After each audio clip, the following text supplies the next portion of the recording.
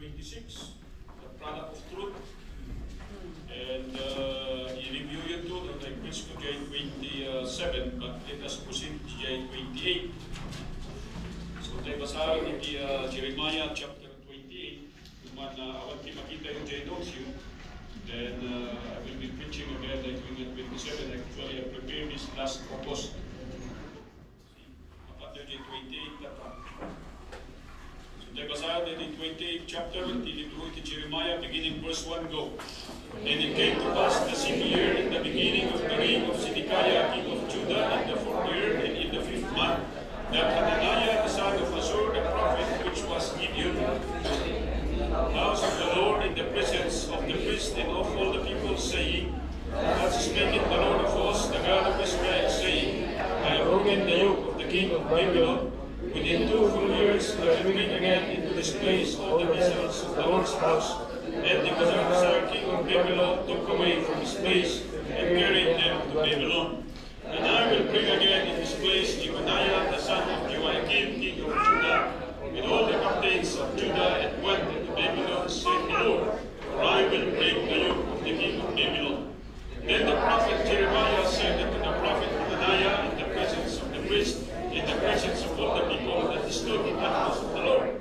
Even the prophet Jeremiah said, Amen, the Lord will so. The Lord performed the works which thou hast prophesied, to bring again the vessels of the Lord's house, and all that is carried away captive from Babylon unto this place. Nevertheless, hear now this word that I speak in the ears, and in the ears of all the people. The prophets that have been before me and before thee of old prophesied both against many countries, and against great kingdoms of war and of evil and of pestilence. The prophets which prophesied of peace with the word of the prophet shall come to pass, and shall the prophet be known that the Lord withdrew his son of him.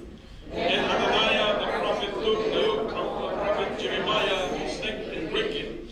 And Hananiah spake in the presence of the people, saying, Thus saith the Lord, even so I will break the yoke of Nebuchadnezzar, king of Babylon, from the neck of all nations within the space of 2 full years. And the prophet Jeremiah went away. And the Lord came unto Jeremiah the prophet after that Hananiah the prophet had broken the yoke from the neck of the people of Jeremiah, saying, Go and tell Hananiah, saying, Thus saith the Lord, thou hast broken the yokes of wood, that thou shalt make them the yokes of iron. Thus saith the Lord of hosts, the God of Israel, I have put the yoke of iron upon the neck of all these nations, that they serve Nebuchadnezzar, king of Babylon, and they shall serve him, and I have given him the beast of the field also. Then said the prophet Jeremiah to Hananiah the prophet, Hear now, Hananiah, the Lord that sent thee, that thou makest this people to trust in a lie. Therefore thus saith the Lord, Behold, I will cast thee from off the face of the earth. This year shalt thou know, because thou hast done rebellion against the people. So Hananiah the prophet died the 6th year in the 7th month. Niya po Diyos di mapadayawan. Tugaw tayo. Okay, so pana naman ni Usaya dito. So ada tayo iti libro iti Jeremiah chapter 28, that actually rundan ni J 27. At ijay iti una nga imbilin niya po Diyos kini Jeremiah nga agi karga isuna iti yok winusangol. Yok winusangol jay ayan iti tinggod na at imbilin ni Jeremiah kinyana at nagpasyar isuna kadagitoy da na dumatuma nga ilili nga karuba da agramang kadagitoy da ili na at imbaga na nga kasjay iti mapasama kinyada gapo tayo gandun niya po Diyos iti panantyats na kadagitoy da nga umili at daytoy nga yok at agserbi nga tusa na dito'y da natatao ta saan da nga dinggad iti saon iti ako. So dayta din muna nga imbilin ni Apo Diyos iti Jeremiah before this chapter. Gabiti dayto'y nga chapter kat ada iti maysa nga una tayo nga agnagan iti Hananiah. And unag iti una tayo nga pagdaydayawan because it says here in the house of the Lord or in the house of God. Kaya kung may magkakata kayo nga ijay balay iti ako, kung saan lang nga nageda puno nga agipon na tiyak sa sao, adumot tiyak sa sao nga palso. Kating faktor dato'y nga Hananaya at kunana intendem na nga dato'y actually nga ibagbagan ni Jeremiah. He wants to disprove jay bilin ni Jeremiah nga ibagbagan ni Apo Diyos. Kat haan nga agpatuloy because in the span of 2 years kat ma-break jay yoke maintan ni Nebukadnezar. Pag-uray na ito'y nga naala, wino nagtiliw, wino nag-surrender, nga exile nga kunan ni Biblia, at agsublidan to. And we have read that in this chapter. Tama ba? Tama o hindi? Kunan na dito ay, kasi ang kanisabat nga dundungan, ni Sidikaya at agrurul nga ari, in Judah in the 4th year and in the 5th month. So ada iti time.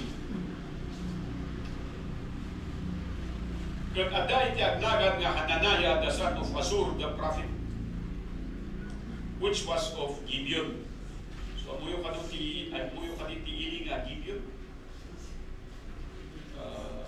May sana ili ijay Gibea.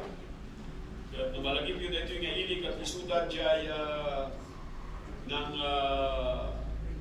nagpamarang na nagapuda ti adayo may ili during the invasion of Joshua.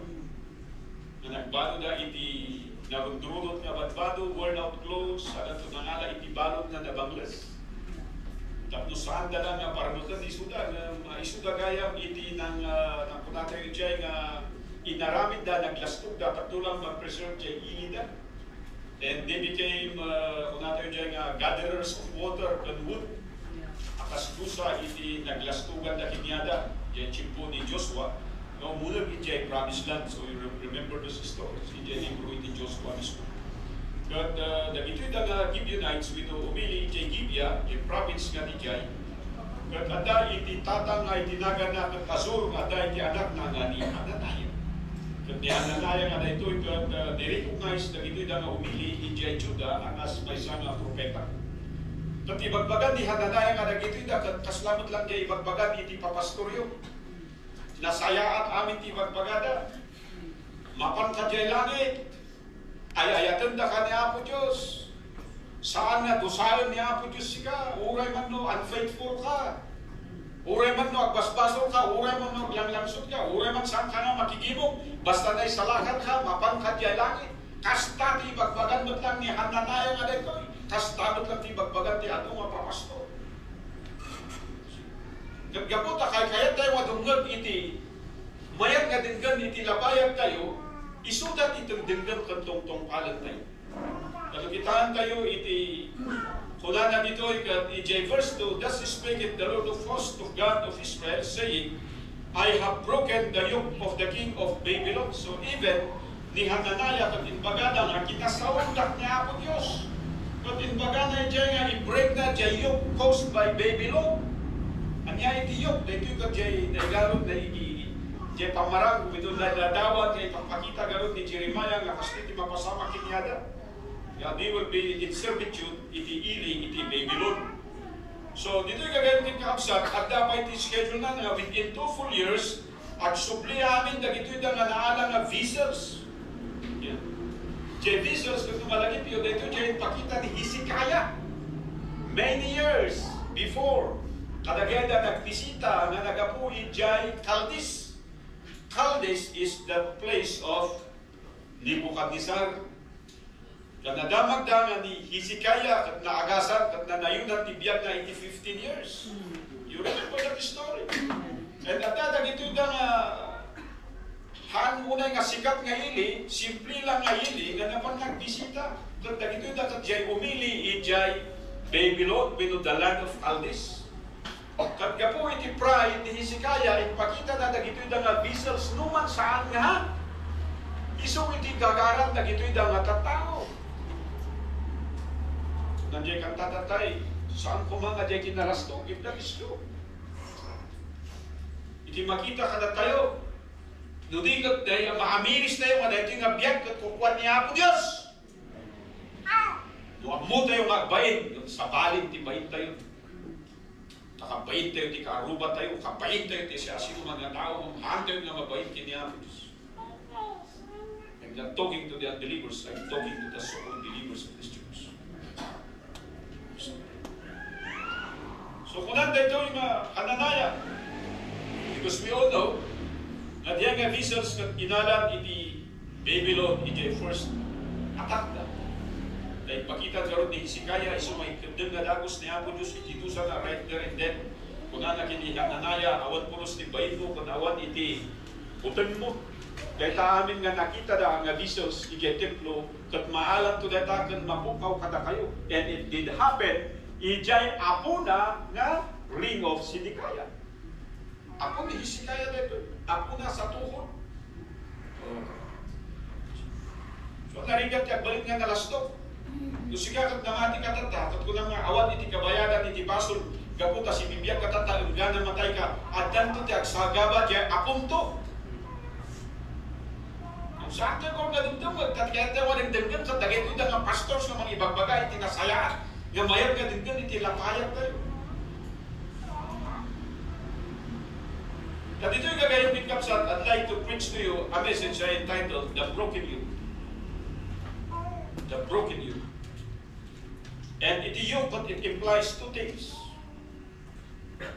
Yung muna, in the positive side, yoke means it is a responsibility. It means a task, or a work, or a ministry. It also means an obligation, or a mission, or assignment. So kada kayo wapubing, at adya maitid kada kayo assignment, dapat na dito nga assignment ko, maarami diyo. Dito nga project, nga dapat na, dito nga daw, inukastoy na ng Domingo, isabit yung dagita na nga project yun. But dito, iso niya kung kunata yung positive side, itiyo, it's an obligation ng karamigan, it is a responsibility. Akas ama, ada itiyok kada tayo. Da tayo matatang. And itiyok, kat isigurado tayo, madagitid ang anak tayo, mapakat tayo isuda. Mapaiskwila tayo isuda. And most important thing, kat may lead tayo isuda, nga agdayo kumakini Apo Diyos. And that is our responsibility. That is our yoke. That is our burden. Numan adong matatatang tatati, hanga kasya iti burden da. Hanga kasya iti yoke da. Nga iti yoke da kat jay, agribin nila takini Apo Diyos. Sakay ko matantay makita iti diferensyanan nito. No, apa nga da iti kasda because depende garot jay pinating. Which is actually the first point that we're going to discuss later on. So sabi ko dito, yung positive side ng yoke means born out of maturity. Bunga iti maysa nga tao nga mature. Wenno na reach na di gusto nga kapanunutan nga isuna ket adda gayam iti akum na. Jay mga asawa ket adda iti responsibilidad mo. Iti maysa nga asawa nga babae isituit mo nga jay isusweldo ni lakay mo ket maurong hanga magasgastos. Hanga mapankin ni Lazada wenno mapankin ni Shopee. Hanga mapankin ni Timo. Nga ba? Baka dapat Alibaba, magasot na. So, at the end of the day, wala na ngayon, nagastos na naman. So, hindi dapat ganun. And that is the yoke of being a wife or a mother. At dahil kayo, the responsibility, that is the positive side. Nagkura hindi pa nag-asawa, di baga-baga tayo, kas may isang lalaki, dapat among, na dito yung responsibilidad mo. Akas may isang babae, ada dito yung responsibilidad mo. Akas may isang anak, ada dito yung responsibilidad mo. And the Bible details every responsibility we have. Amen? Ada tayong anak, kung natin Biblia, dumag tayo, jay, naganda kada tayo, jay parents tayo, and we ought to love them and respect them. Because it is the only the only commandment with the promise of long life. Ngam iti second, nga implication na iti yoke, it means a restitution. Tadjay first point tayo, born out of maturity, either willingly or voluntarily. So ginagawa mo yon kasi willing ka, hindi ka nagre-rebelde. ka voluntarily because it is your obligation, it is your responsibility. So I hope we understand these things. Sa bali nga di agtrabaho ka because you go to work because you are being paid. Pag hindi ka pumasok sa trabaho, wala kang sweldo. In course, pag nag-absent ka, matatanggal ka. Pero, dahil ito'y ngayong tayo kinaamon Diyos, it is not same as that. And later on, we are going to see why. So, mapag tayo ikadua, it means it is a restitution. It means an act of compensating a loss or injury. So, itiyot.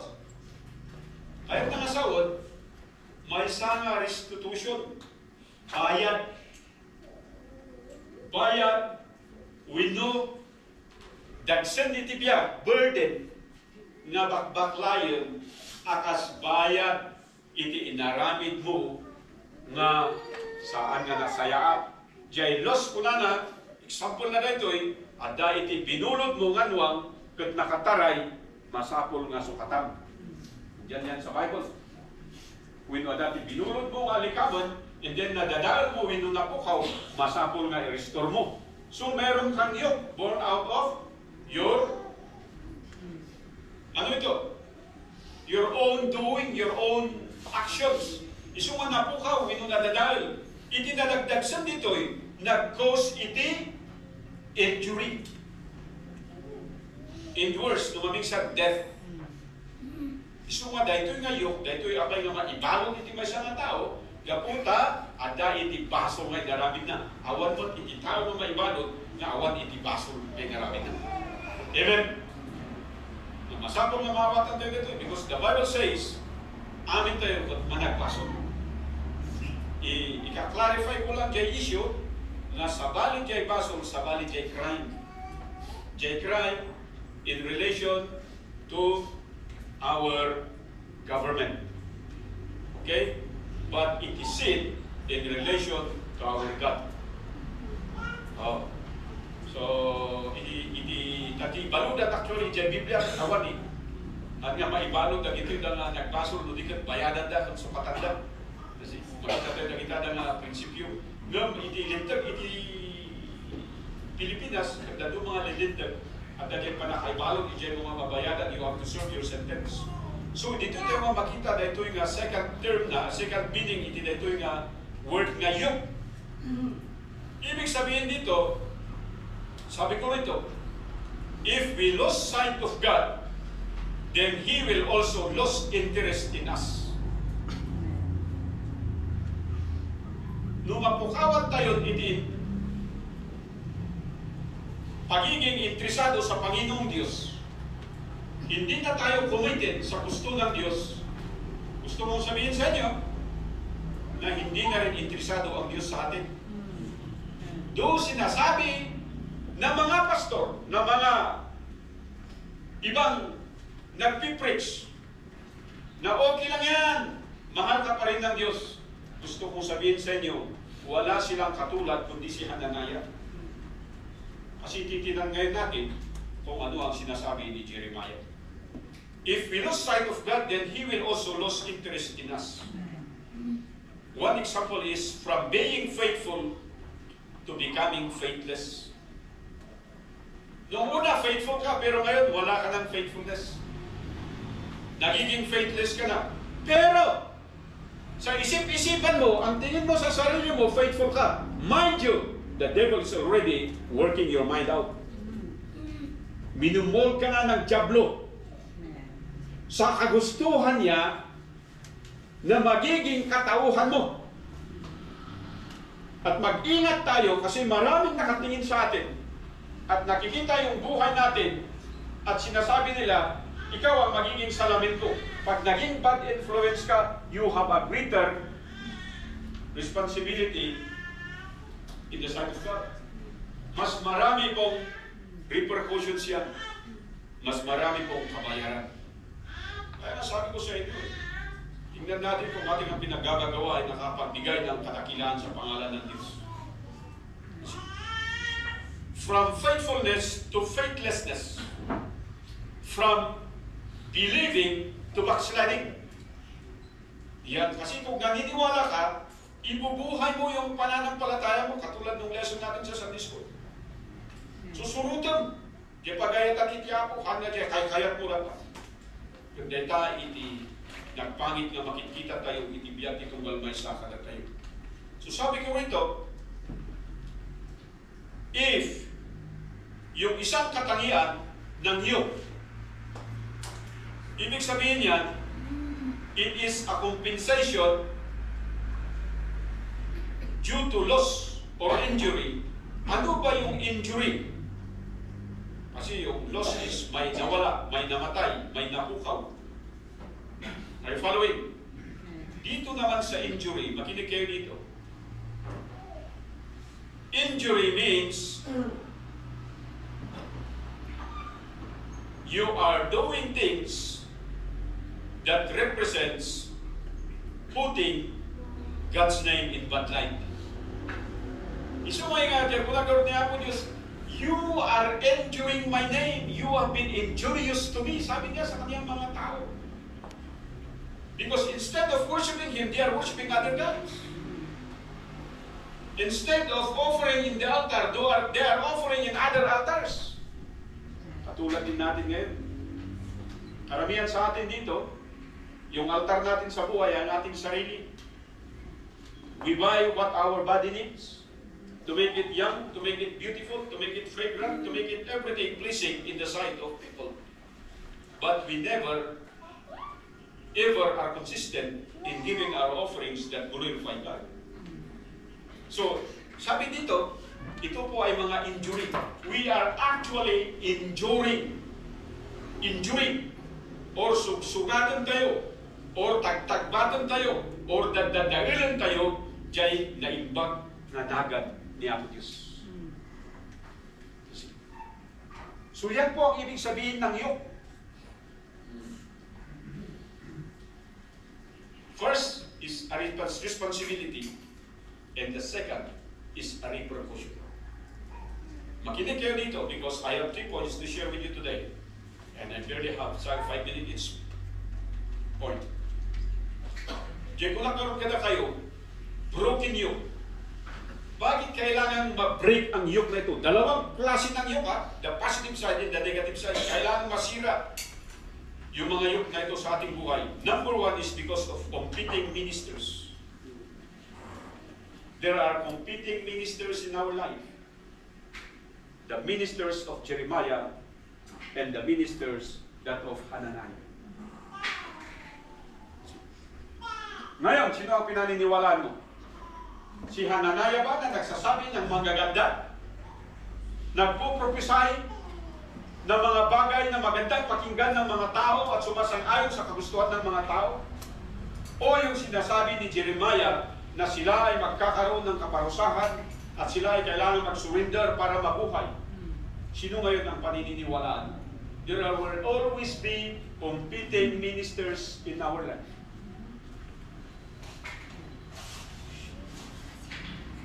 From the line of Hananiah and from the line of Jeremiah.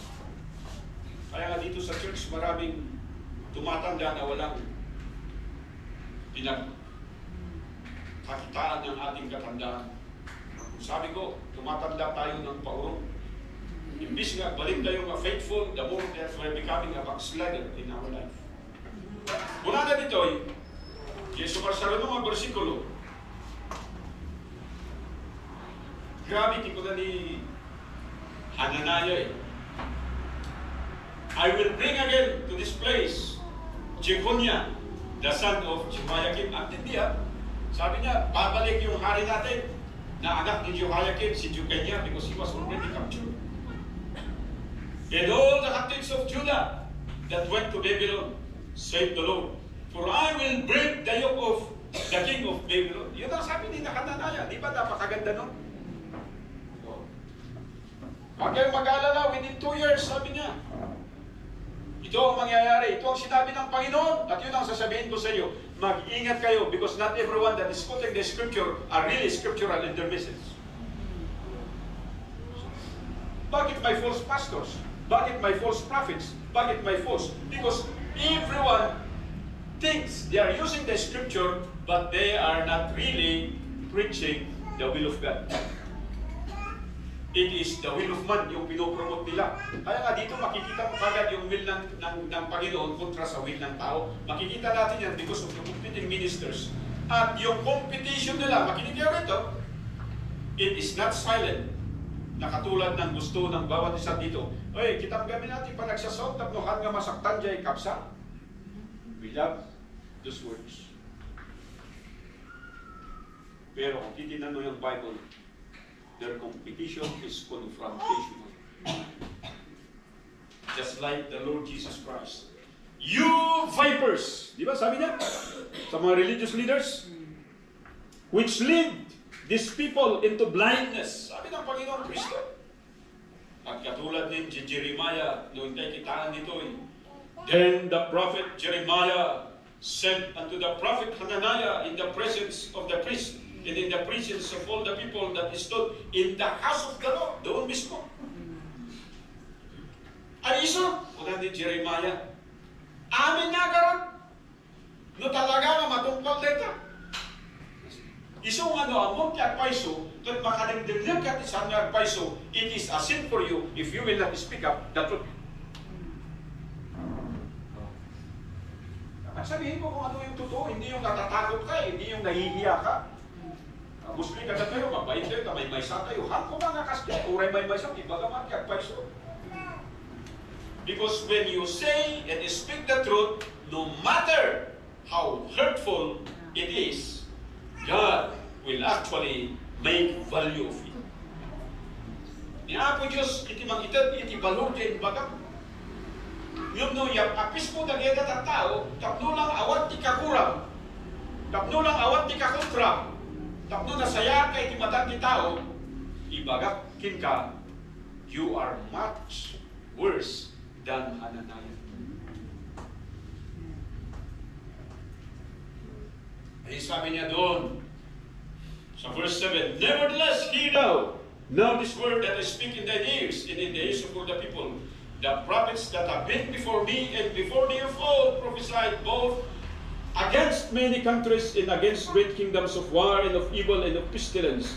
The prophets which prophesied of peace, when the word of the prophet shall come to pass, then shall the prophet be known that the Lord hath truly sent him. So ginamit ni Jeremiah yung mga examples before. Hindi nyo ba na ano kanina malagim?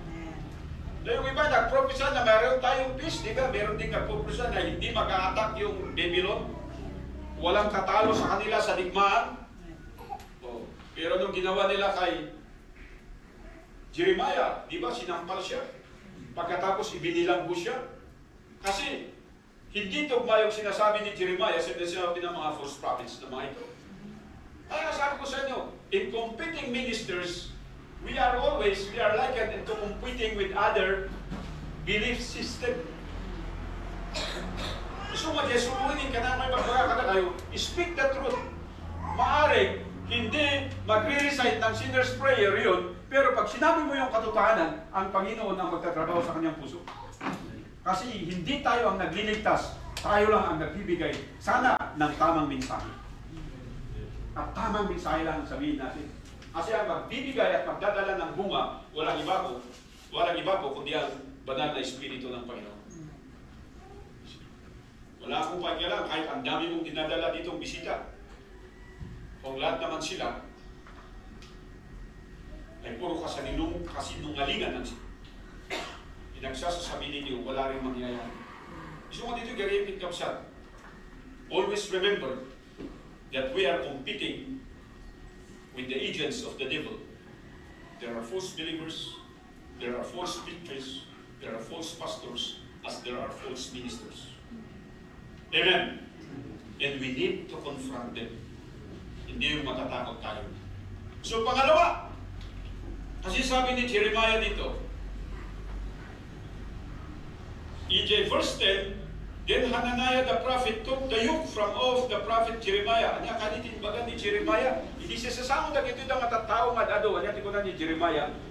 Matungpal karoon tayo tayong baga mo talaga nga imbagan niya po Diyos. Paamin na ito na nagpuprepare hindi tinagmamaya. Nga ka no tipis. Hanbat nga natong palo, di ba naatakda? Kanda ito na mga ibagbaga nga dahil ni mali nga umay.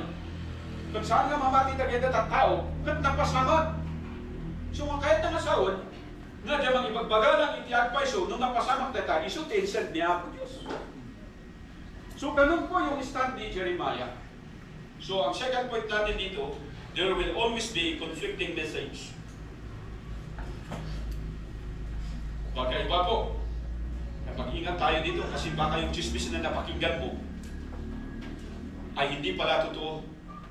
Ay palagi kong sinasabi sa inyo, pag meron kang chismis na napakinggan, gaano man ka-influensya yung tao, dapat mong makausap pa rin at makita kung ano yung buhay ng taong sinichismis. Amen? As I always say, there are always two sides of the coin. Yung sides ng coin, the head and the tail, di ba? And you must know that totally, wag lang yung head ang titingnan mo. You should also see the tail para makita mo kung ang kabuuan ng istorya. Kasi dito yung gagawin din kapsat. The conflicting message, if the competing ministers, they are confrontational, dito po sa conflicting message, it is always in contradiction. Mayroon pong contradiction. Kaya nga sabi ko sa inyo, pag ang nag-preach dito ay meron na pong contradiction sa salita ng Panginoon, dapat marirecognize mo kagad. Kung bakit hindi mo ma-recognize? Because you allowed yourself to become illiterate of the very information that should make you wise. Yun. Ganyan ang mga tao ngayon. Mas maganda, mas nakikinig ka na lang. Mas laki ni siyempre, sa iso ng example. Ikapsat niya Joey, may legal man. Nagpakada ng mga sawa. So, siguro kung na naging babalasan sana all. Mo yun, timatik lang kahit dyan, kuming dyan lalaki ng iso na, taklakay dyan lalaki. So, kung dapat kaduwag dyan lalaki, dapat ka-istorya ko nga. Very important. So, ako na, sige, di balita ka tungkol na kayo mapanat dito. Kaantay mo natin plano yung, dapat yung decision ni Juby, kung natin yan, yung decision should be in line with the will of God. Hanga dyan, will mo lang. And dyan lalaki nga dahil should be also in line with the will of God. Hindi pwede yung will ninyo bilang magkasintahan. Kaya kung ganyan mapasamak diya, you will always be living in contradiction. So ako na kini-Juby nga dagos, amo na ba nga baptist ka? Amo na ba nga believer ka? O pastor? Kung ka makigimgimo, makijujoin ba iso na? O sumursurot pastor? So that's okay, pero ang problema dyan kasi, marami yung mga pasunod-sunod na pagkatapos ng kasal, wala na. Or pagkatapos ng kasalanan, wala na. So, nadinggoy ka lang, na-scam ka. Kaya dito, mag-iingat po tayo. Hindi lang mga babae, pati rin mga lalaki. Because, hey, makinig ka. Pag ang barkada mo, ang mga kasama mo, are living in contradiction with the scripture, sooner or later, susunod ka sa kanila. Kung ito, tibaga-baga katagit ito na yung people boys. Da kayo lang tiya kakadwa, da kayo lang tiya gagayot, da kayo lang tiya babarkada. Let others join you, but do not join others. That's the principle of the Bible. Kasi, dapat, kung alam mo ang katotohanan, ikaw ang magtatayo dito. And you should never, anong sabi ni Tulfo, bend the law. Hindi mo pwedeng ibaba yung standard ng Biblia para lang i-accommodate yung mga tao. Kaya kung titingnan nyo, kukunti lang tayo dito sa church. Pero gusto natin i-present sa church ay yung quality type of believers. It's not the quantity. Yung quality, kasi kung may quality ang church, papasok dyan ang quantity. At yun ang inaasam-asam natin. Na bawat isa sana dito, mga nanay at mga tatay at mga young people natin, mga professionals, magkaroon ng quality yung Christian life mo. So that i-bless ng Panginoon yung Christian life mo. mo. And that is our target in this 15th year. Namumroblema tayo sa mga sakit, namumroblema tayo sa mga kamalasan, nagdinegosyo tayo pero nalugi, nagtatanim tayo pero baksak yung presyo, nagtatrabaho ka pero wala kang ipon, may mga mahal ka sa buhay pero nagkakasakit. Why? Because we are living in contradiction with the Word of God. Nakikinig tayo dito, kaya sabi ko sa inyo, pagigihin natin yung ating buhay mananampalataya. I do not have time to go over with all these verses, pero sabi ni Jeremiah, doon sabi ng Panginoon in verse 12, then the word of the Lord came unto Jeremiah the prophet, after that Hananiah the prophet had broken the yoke of the neck of the prophet Jeremiah, saying, kasi kinuha ito ni Hananiah, at saka binasag niya yung yoke, at ginawa niya yung example or illustration para sabihin sa mga tao, dahil tataramitan niya po Diyos, he's using the name of God to present his false prophecy. Pero sabi ni Jeremiah, nasira mo man yung yoke na yari sa kahoy, pero papalitan yan ng Panginoon ng yoke na yari sa bakal. Mas matindi.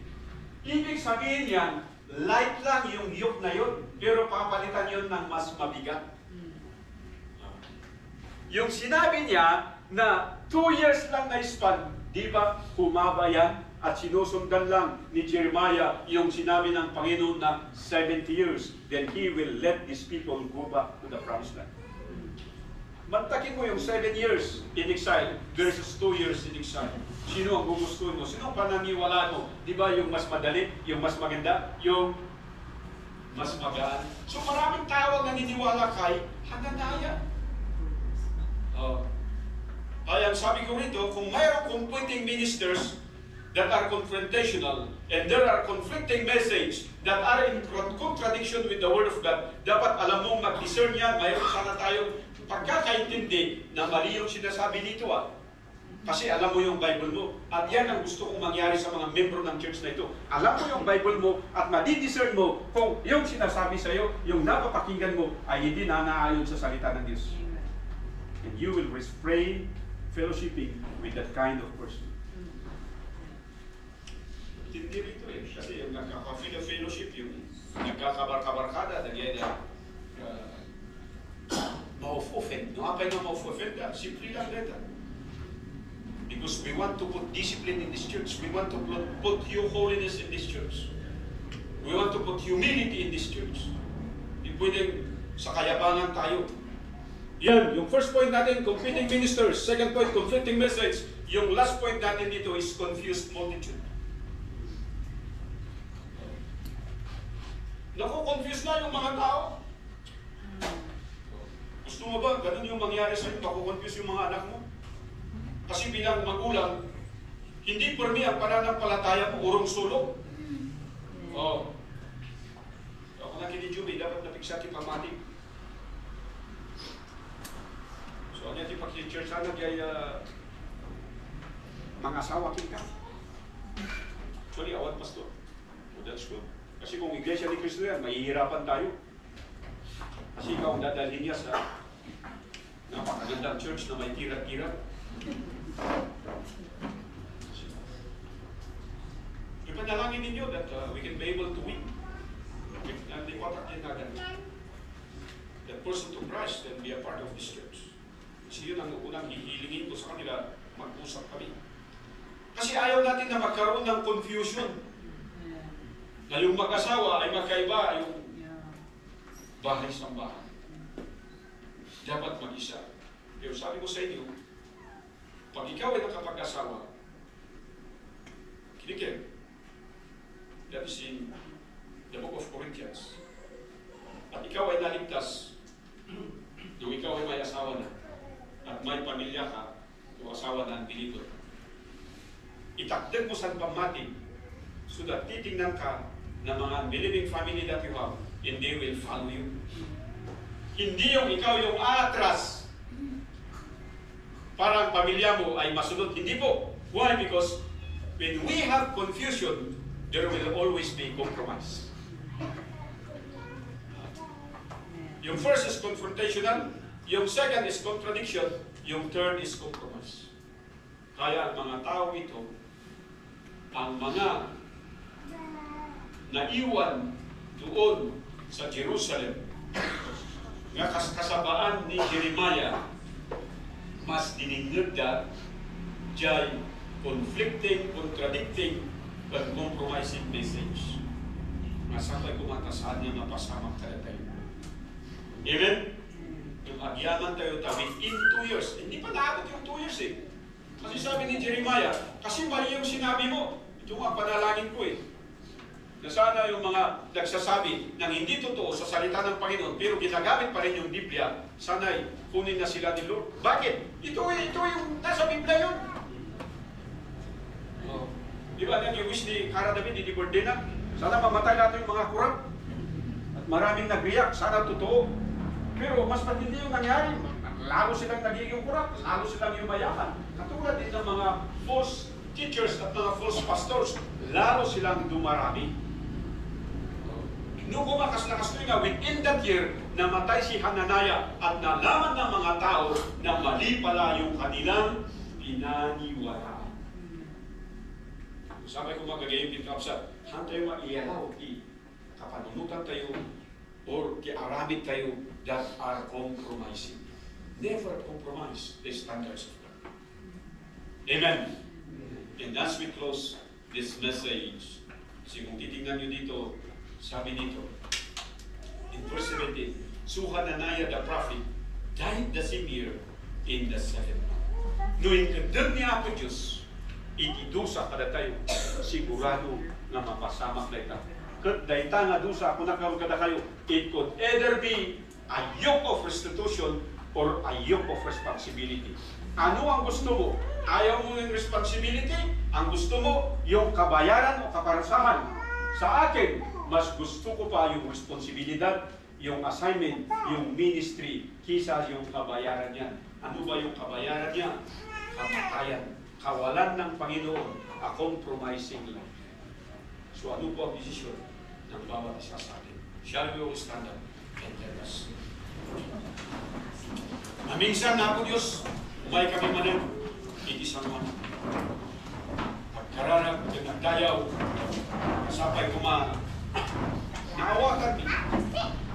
Dagito'y daw aso. Pagpakas na po Diyos, dagito'y daw ang multitude, dagito'y daw ang congregation na magdimdimlag, ikiduwa namin sa hero, nga itimay sa at imbaon mo, nung itimay sa at saan. Sapay kumatos. Kada ito'y nga saong magbalik nga confronting kada kami ang Diyos. Mamuan mi, iti kinagpaiso, surutan mi, iti wagas nga kayat. Sabi nga makita, iti bagimi, nga bibiyag, nga against iti pagayat. Saan kami kumako Diyos nga balik nga contradiction? Kanyang nanruna, compromise. Ang asim nga po Diyos, kamawatan mi, kada ito'y ngayok, at may sana responsibilidad mi. Numan tiumay dito'y simbahan, at kaslangan nagriga. Kaputan narwag, iti kaduan kada kami, ang nanalit lang iti balay, ang kamkapi, ang buibuya, iti TV, makisistorya, at makichischisnis. Nupudnungan na mati, dag ito'y da nga tutubo, sapay ko lang tayo mo, titimpiksyon, iti puso da. Mamiris na ako Diyos. Namang tungpal, iti pagayatan. Hana dyan kayat. Kayat mi nga ito isungagin na lang.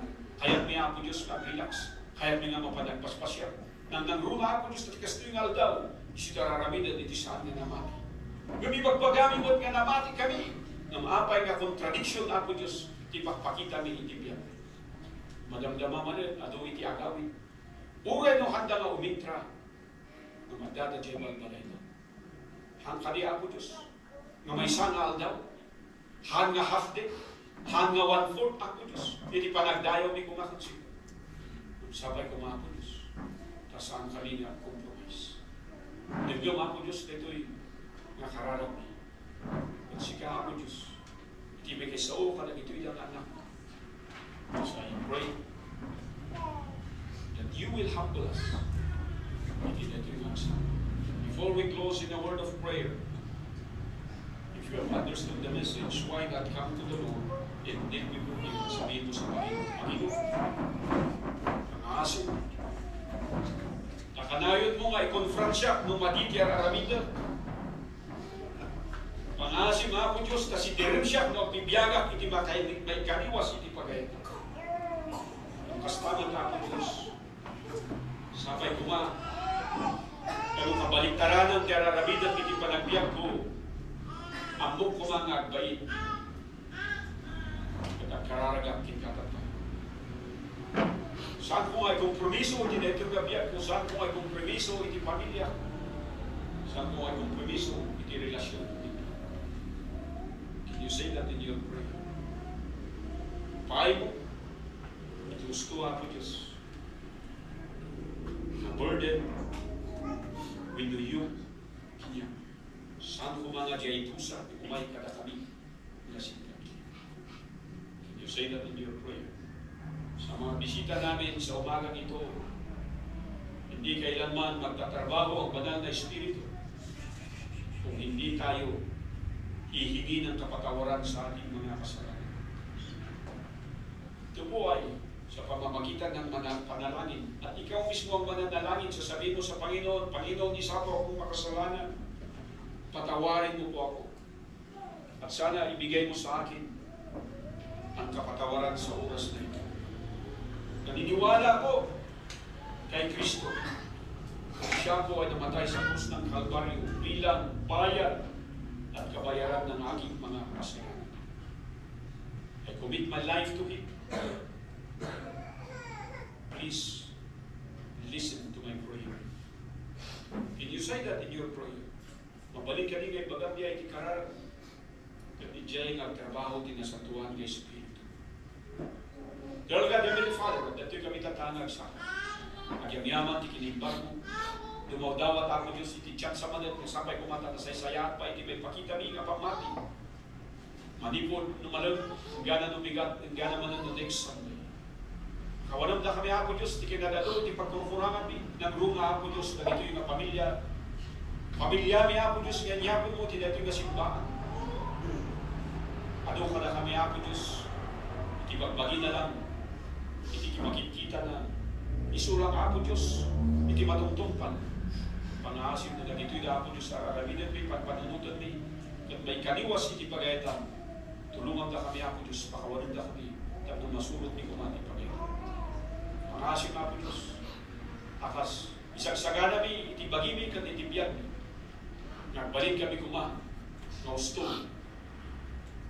Akas tingkadeng mo, iti may sana na mati, nung mapadayawan ni dinagan.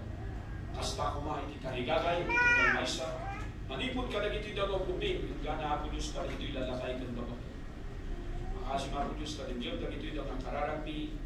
As we pray, Father God, iti quality time of church. Ang sukumati. Salamat ako Diyos, iti ito'y nagsapa. Salamat, iti libro, iti Jeremiah, na nakadawan iti mensahe. A broken you. Tulungan ko na kami ako Diyos. Tapno dito kinasulpon niyo, at madadaan. Dito yung rebellious attitude niyo, at may sarili. May pakita ka na kami, iti obedient, sacrificial, at nananuro na ako Diyos. Iti willingness at voluntary spirit, nag-serve ka na tayo siya. Tulungan na kami ako Diyos. Tawatan mi, iti kanigdaon, tinasatuan niya spirit. Nangyong kami na makararag mi, as you will bless this people, and keep them safe, keep them healthy. In Jesus' name we pray. Amen. And